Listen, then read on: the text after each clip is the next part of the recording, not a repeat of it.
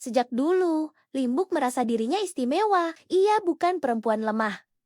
Ia hanya emosional, sensitif, empatik, tapi pikirannya penuh, hormonnya liar, tubuhnya lelah, dan jiwanya lapar pujian. Ia hidup dari tatapan, bernapas dari sanjungan, berdiri dari pengakuan.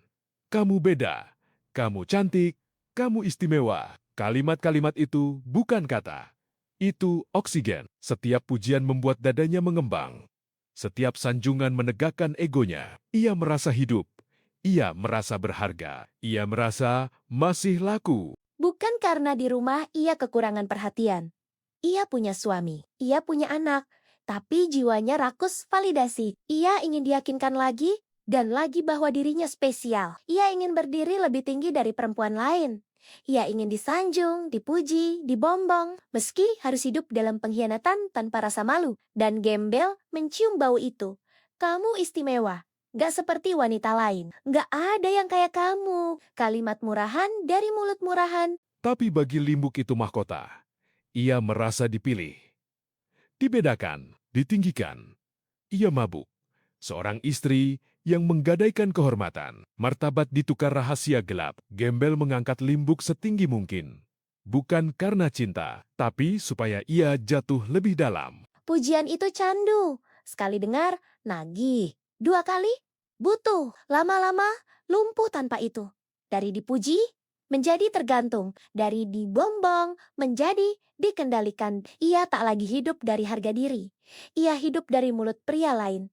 Dipujinya, senyum, diabaikan, gelisah, ditinggal, panik. Ia berhenti mencintai dirinya sendiri. Ikrar pernikahan dihancurkan dengan sadar. Bersama gembel, segalanya melenceng, perhatian jadi berlebihan.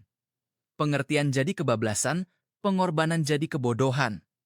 Pelan-pelan, yang paling berharga dalam dirinya.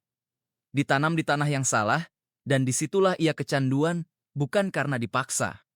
Karena masih ada yang mau pakai, ia sadar ini hina. Tapi egonya lebih lapar daripada harga dirinya. Ia menukar harga diri dengan pujian palsu, mendandani tubuh dengan uang keluarga, lalu menelanjangi jiwa di hadapan pria lain yang tak pernah mencintainya. Harga diri runtuh, moral kabur, batas lenyap. Ia tak lagi tahu mana yang harus dijaga, mana yang harus ditolak, mana yang harus dihentikan. Semua terasa wajar, semua terasa biasa.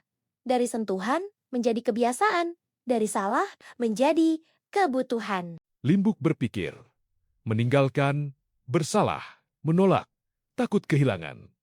Patuh, terasa aman. Maka apapun yang diminta gembel berubah menjadi kewajiban.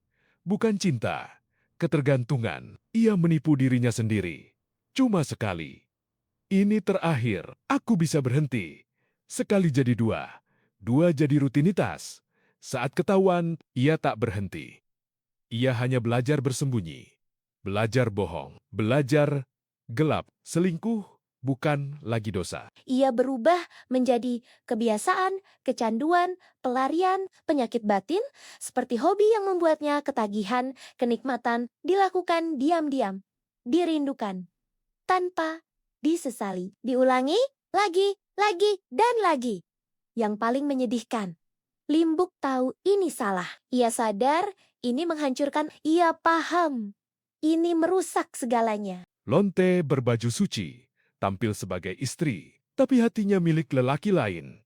Ia memelihara pria seperti binatang peliharaan, memberinya makan. Dari saku nafkah anak-anaknya, tapi ia sudah terlalu jauh. Dan sekarang ia bahkan tak tahu kemana arah pulang.